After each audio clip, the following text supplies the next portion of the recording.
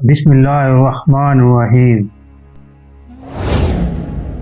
حضرت حسن بن علی بن ابی طالب رضی اللہ تعالی عنہ 15 رمضان دن ہجری کی شب کو مدینہ منورہ میں سورہ کوثر کی پہلی تفسیر بن کر حضرت علی رضی اللہ تعالی عنہ کے صحن میں تشریف لائے۔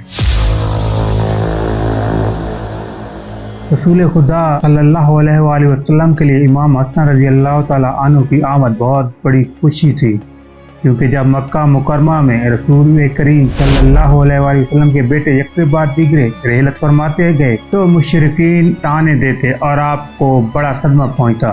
مشرکین کو جواب دینے کے لیے قرآن مجید میں سورہ کوثر نازل ہوئی، جس میں آپ کو خوشخبری دی گئی کہ خدا نے آپ کو کثرت اولاد عطا فرمائی ہے اور مقطوع النسل آپ صلی اللہ علیہ وآلہ وسلم نہیں ہوں گے بلکہ آپ کا دشمن ہوگا۔ دنیا میں ہر انسان کی نسل اس کے بیٹے سے ہے، لیکن کائنات کی اشرف ترین ہستی سرور کونین حضرت محمد مصطفیٰ صلی اللہ علیہ وآلہ وسلم کی نسل کا ذریعہ ان کی بیٹی حضرت فاطمہ رضی اللہ تعالی عنہ یعنی امام حسن رضی اللہ تعالی عنہ اور حسین کو قرار دیا گیا۔ حضرت عمر ابن خطاب اور حضرت جابر ابن عبداللہ انصاری رضی اللہ تعالی عنہ روایت کرتے ہیں کہ رسول اللہ صلی اللہ علیہ وآلہ وسلم نے فرمایا، ہر عورت کی اولاد کا نسب اس کے باپ کی طرف سے ہوتا ہے سوائے اولاد فاطمہ رضی اللہ تعالی عنہ کے، میں ہی ان کا نسب ہوں اور میں ہی ان کا باپ ہوں۔ حضرت عمر رضی اللہ تعالی عنہ سے یہ بھی روایت ہے کہ رسول اللہ صلی اللہ علیہ وآلہ وسلم نے فرمایا کہ قیامت کے دن ہر نسب منقطع ہو جائے گا سوائے میرے نسب اور رشتے کے۔ نصاری نجران کے ساتھ مبالغہ کے لیے بھی رسول خدا صلی اللہ علیہ وآلہ وسلم امام حسن و حسین رضی اللہ تعالی عنہ کو اپنے فرزندان کے طور پر ساتھ لے گئے۔ اس پر قرآن کی آیت گواہ ہے۔ بہار النور میں ہے کہ جب امام حسن رضی اللہ تعالی عنہ سرور کائنات کی خدمت میں لائے گئے تو آن حضرت صلی اللہ علیہ وآلہ وسلم نے نوزائیدہ بچے کو اپنی آغوش میں لے لیا اور پیار کرنے لگے اور دائیں کان میں اذان اور بائیں کان میں اقامت فرمانے کے بعد اپنی زبان ان کے منہ میں دے دی۔ امام حسن رضی اللہ تعالی عنہ اسے چوسنے لگے۔ اس کے بعد آپ نے دعا کی، خدایا اس کو اور اس کی اولاد کو اپنی پناہ میں رکھنا۔ ولادت کے 7ویں دن سرکار کائنات صلی اللہ علیہ وآلہ وسلم نے خود اپنے دست مبارک سے عقیقہ فرمایا اور بالوں کو منڈوا کر اس کے ہم وزن چاندی تصدق کی۔ اس کے بعد حضور نبی اکرم صلی اللہ علیہ وآلہ وسلم نے حضرت علی رضی اللہ تعالی عنہ سے پوچھا، آپ نے اس بچے کا کوئی نام بھی رکھا؟ امیر المومنین رضی اللہ تعالی عنہ نے عرض کی، آپ صلی اللہ علیہ وآلہ وسلم پر سبقت میں کیسے کر سکتا تھا؟ پیغمبر صلی اللہ علیہ وآلہ وسلم نے فرمایا، میں بھی خدا پر کیسے سبقت کر سکتا ہوں؟ چند ہی لمحوں کے بعد جبرائیل علیہ السلام پیغمبر خدا صلی اللہ علیہ وآلہ وسلم کی خدمت میں وہی لے کر آ گئے اور کہا، خداوند عالم ارشاد فرماتا ہے کہ اس بچے کا نام حسن رضی اللہ تعالی عنہ رکھیے۔ تاریخ خمیس میں یہ مسئلہ تفصیلاً مذکور ہے۔ ماہرین علم النساب بیان کرتے ہیں کہ خداوند عالم نے خاتون جنت حضرت فاطمہ زہرا رضی اللہ تعالی عنہ کے دونوں شہزادوں کا نام انظار عالم سے پوشیدہ رکھا تھا، یعنی ان سے پہلے حسن و حسین نام سے کوئی موسوم نہ ہوا تھا۔ حضرت انس رضی اللہ تعالی عنہ سے روایت ہے کہ نبی کریم صلی اللہ علیہ وآلہ وسلم کے ساتھ امام حسن سے زیادہ مشابہت رکھنے والا کوئی نہیں تھا۔ حضرت امام حسن رضی اللہ تعالی عنہ رسول کریم صلی اللہ علیہ وآلہ وسلم کے چہرے سے سینے تک اور امام حسین رضی اللہ تعالی عنہ سینے سے قدموں تک رسول اللہ صلی اللہ علیہ وآلہ وسلم کی شبیہت ہے۔ خدا کی وحی کے بغیر کوئی کام اور کلام نہ کرنے والے رسول خدا صلی اللہ علیہ وآلہ وسلم کی نواتوں سے محبت اور اللہ کے نزدیک مقام کا اندازہ اس حدیث مبارکہ سے لگایا جا سکتا ہے۔ روایت ہے کہ رسول اللہ صلی اللہ علیہ وآلہ وسلم نماز عشاء ادا کرنے کے لیے باہر تشریف لائے اور آپ صلی اللہ علیہ وآلہ وسلم اس وقت حضرت امام حسن اور امام حسین رضی اللہ تعالی عنہ کو گود میں اٹھائے ہوئے تھے۔ آپ صلی اللہ علیہ وآلہ وسلم اس وقت آگے بڑھے، نماز کی امامت فرمانے لگے اور ان کو زمین پر بٹھایا۔ پھر نماز کے واسطے تکبیر فرمائی۔ آپ صلی اللہ علیہ وآلہ وسلم نے نماز کے درمیان ایک سجدے میں تاخیر فرمائی تو میں نے سر اٹھایا تو دیکھا کہ صاحبزادے یعنی رسول کریم صلی اللہ علیہ وآلہ وسلم کے نواسے آپ کی پشت مبارک پر ہیں اور اس وقت آپ صلی اللہ علیہ وآلہ وسلم حالت سجدہ میں ہیں۔ پھر میں سجدہ میں چلا گیا۔ جس وقت آپ صلی اللہ علیہ وآلہ وسلم نماز سے فارغ ہو گئے تو لوگوں نے عرض کیا کہ یا رسول اللہ صلی اللہ علیہ وآلہ وسلم، آپ نے نماز کے دوران ایک سجدہ ادا فرمانے میں تاخیر کیوں فرمائی؟ آپ صلی اللہ علیہ وآلہ وسلم نے فرمایا ایسی کوئی بات نہ تھی، میرے نواسے مجھ پر سوار ہوئے تو مجھ کو برا محسوس ہوا کہ میں جلدی اٹھ کھڑا ہوں اور اس کی مراد کھیلنے کی خواہش مکمل نہ ہو۔ حضور نبی اکرم صلی اللہ علیہ وآلہ وسلم ایک دن محو خطبہ تھے کہ حسین آ گئے اور حسن کے پاؤں دامن عبا میں اس طرح الجھے کہ زمین پر گر پڑے۔ یہ دیکھ کر حضور نبی اکرم صلی اللہ علیہ وآلہ وسلم نے خطبہ ترک کر دیا اور ممبر سے اتر کر انہیں آغوش میں اٹھا لیا اور ممبر پر تشریف لے جا کر خطبہ شروع فرمایا۔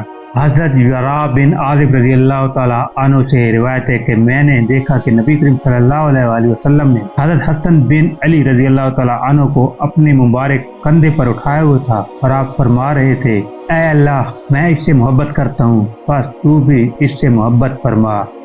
اہل بیت سے آپ کو سب سے پیارا کون ہے؟ فرمایا حسن اور حسین رضی اللہ تعالیٰ عنہ۔ آپ صلی اللہ علیہ وآلہ وسلم حضرت فاطمہ رضی اللہ تعالیٰ عنہ سے فرمایا کرتے میرے دونوں بیٹوں کو میرے پاس بلاؤ، پھر آپ صلی اللہ علیہ وآلہ وسلم دونوں کو چونگا کرتے اور انہیں اپنے ساتھ لپٹا لیا کرتے۔ حضرت ابن عمر رضی اللہ تعالیٰ عنہ سے روایت ہے کہ حضور اکرم صلی اللہ علیہ وآلہ وسلم نے فرمایا حسن اور حسین رضی اللہ تعالیٰ عنہ دونوں دنیا میں سے میرے دو پھول ہیں۔ حضرت ابو ہریرہ رضی اللہ تعالیٰ عنہ سے روایت ہے کہ رسول اکرم صلی اللہ علیہ وآلہ وسلم کا ارشاد ہے جس نے ان دونوں یعنی حسن اور حسین رضی اللہ تعالیٰ عنہ سے محبت کی جس نے مجھ سے محبت کی، اور جس نے ان دونوں سے بغض رکھا جس نے مجھ سے بغض رکھا۔ حضرت ابن عباس رضی اللہ تعالیٰ عنہ سے روایت ہے کہ رسول کریم صلی اللہ علیہ وآلہ وسلم نے فرمایا کیا میں تمہیں ان کے بارے میں نہ بتاؤں جو اپنے نانا نانی کے لحاظ سے سب لوگوں سے بہتر ہیں؟ کیا میں تمہیں ان کے بارے میں نہ بتاؤں جو اپنے چچا اور پھوپھی کے لحاظ سے سب لوگوں سے بہتر ہیں؟ کیا میں تمہیں ان کے بارے میں نہ بتاؤں جو اپنے ماں باپ کے اعتبار سے سب لوگوں سے بہتر ہیں؟ وہ حسن اور حسین رضی اللہ تعالیٰ عنہ ہیں۔ سیدہ فاطمہ رضی اللہ تعالیٰ عنہ سے روایت ہے کہ وہ حضرت حسن اور حضرت حسین رضی اللہ تعالیٰ عنہ کو رسول کریم کے مرض وصال کے دوران آپ صلی اللہ علیہ وآلہ وسلم کی خدمت میں لائیں اور عرض کی یا رسول اللہ صلی اللہ علیہ وآلہ وسلم انہیں اپنی وراثت میں سے کچھ عطا فرمائے۔ رسول کریم صلی اللہ علیہ وآلہ وسلم نے فرمایا حسن میری ہیبت اور سرداری کا وارث ہے اور حسین میری جرت اور سخاوت کا وارث ہے۔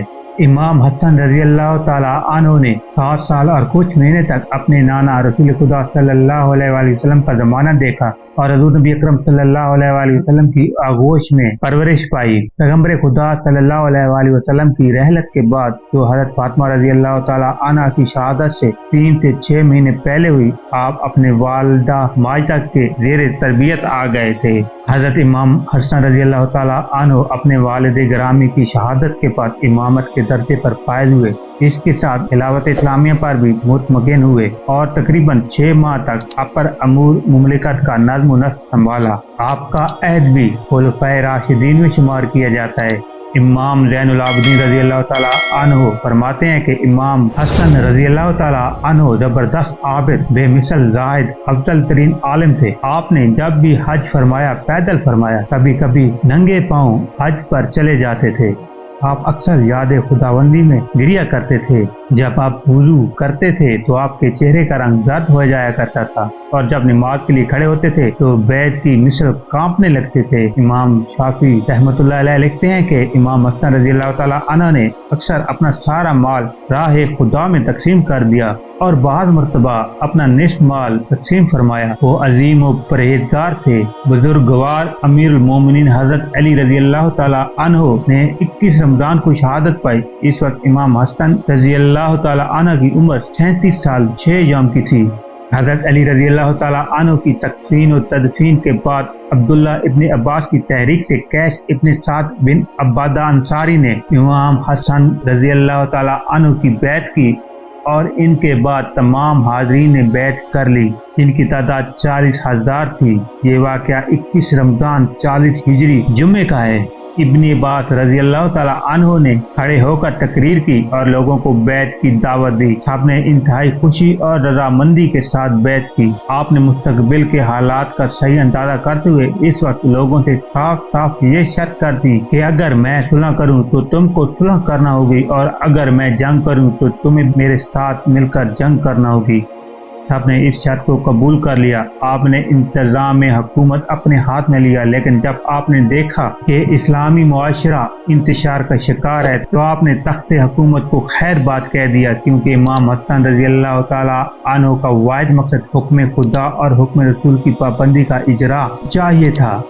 امام حسن رضی اللہ تعالی عنہ نے دین خدا کی سر بلندی، فتنہ و فساد کا سر کچلنے، کتاب خدا اور سنت رسول صلی اللہ علیہ وآلہ وسلم پر عمل درآمد کو یقینی بنانے کے لیے اپنے نانا رسول خدا صلی اللہ علیہ وآلہ وسلم کی صلح حدیبیہ کی تاسیس میں تخت حکومت کو ٹھوکر مار کر جو تاریخ کھلا کی، وہ اسلام کی تاریخ کا ایسا ناقابل فراموش باب ہے جس کی نظیر نہیں ملتی۔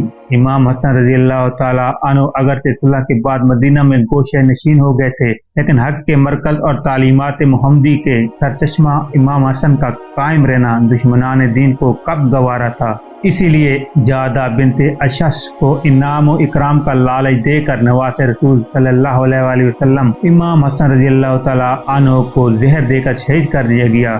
رسول کے پیارے نواسے امام حسن رضی اللہ تعالی عنہ نے 28 صفر 50 ہجری کو جام شہادت نوش کیا اور جنت البقیع میں مدفون ہوئے۔